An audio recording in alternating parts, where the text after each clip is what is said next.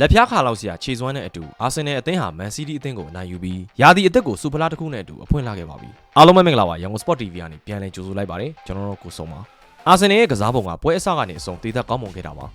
ချန်ပီယံပီသားတဲ့ခြေစွမ်းမျိုးကိုပြသရင်ကစားသမားတွေကလည်းအကောင်းဆုံးခြေစွမ်းတွေကိုဖော်ထုတ်နိုင်ခဲ့ပါတယ်ဘရာဇင်ပေးတာကွင်းလယ်ထိန်းချုပ်တာအခွင့်အရေးဖန်တီးတာတွေမှာပြောစရာမရှိအောင်ကောင်းမွန်ခဲ့တာပါအာဆင်နယ်ရဲ့ဘယ်ချန်တိုက်စစ်အသက်ဝင်လာမှုကစီးတီးကို9ပြက်ချီပြက်အနိုင်ယူနိုင်ဖို့လမ်းစာဖြစ်ခဲ့တာပါကာလာဖီယိုရီနဲ့ဇောလစ်တို့ရဲ့ဘဲချမ်းကဒီနေ့ပွဲမှာစီးတီးခံစစ်ကြောင်းကိုအဓိကချေမှုန်းသွားခဲ့တာပါပွဲအစဘောလုံးတယ်ကစားတဲ့အချိန်မှာတင်အချိတ်ဆက်မိမိနဲ့တွဲလုံးကနေ10မိနစ်အတွင်းအဖွင့်ကိုသွင်းလိုက်တာကလည်းဒီလို9ပြက်နိုင်ပွဲစီဦးတည်လာခဲ့တာပါ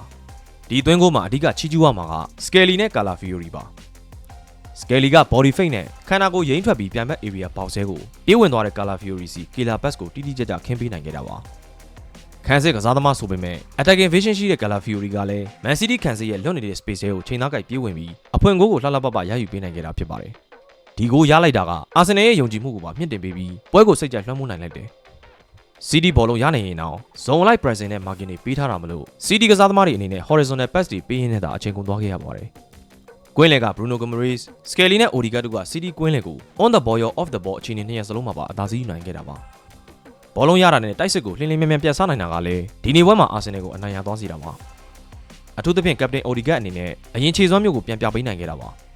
ဘောလုံးလမ်းကြောင်းတွေကိုဖွင့်ပေးပြီးကီးဘတ်တွေတောက်လျှောက်ပို့ပေးခဲ့တာကအသင်းအတွက်အခွင့်အရေးတွေအများကြီးရလာစေပါတယ်ဒုတိယဂိုးမှာဇိုလစ်စီပို့ပေးခဲ့တဲ့ line breaking pass ဆိုအတော်လေးတိကျမှုရှိခဲ့တာပါစကယ်လီဂွင်မရစ်အတွဲကြောင့်ခန်းစစ်ကိုမျက်နှာလွှဲလို့ရတဲ့အချိန်မှာ free roll အနေနဲ့လွတ်လွတ်လပ်လပ်လှုပ်ရှားခွင့်ရသွားတာကြောင့်လည်းကပတိန်အနေနဲ့အခုလိုခြေစွမ်းပြလာနိုင်တာဖြစ်ပါတယ်ဒက်ဂလာရိုက်စ်မပါတာတော့မသိတာတော့ပဲအာဆင်နယ်ကစားပုံမှာလုံးဝကို perfect ဖြစ်နေတာပါဂွင်မရစ်ကိုခေါ်လိုက်တာကအသင်းရဲ့ကစားဟန်ကိုပါ upgrade လုပ်ပေးလိုက်တယ်လို့ပါပဲနောက်ထပ်မဖြစ်မနေကြီးကျူးရမှာကဇောလစ်ပါ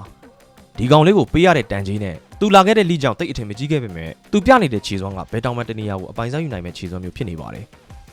အဓိကအားသာချက်ကဂိုးပါဝင်ပတ်သက်မှုအားကောင်းနေတာပါသူ့စီကနေရာသီကျိုးပွဲစဉ်တွေမှာဖန်တီးမှုတွေတောက်လျှောက်မြင်နေရတယ်ဒါကတိုက်ဆိုင်မှုမဟုတ်ဘဲ effective ဖြစ်မှုကိုဦးစားပေးတဲ့သူ့ရဲ့ကစားဟန်နဲ့မှန်ကန်တဲ့ဆုံးဖြတ်ချက်ချနိုင်စွမ်းကြောင်းပါ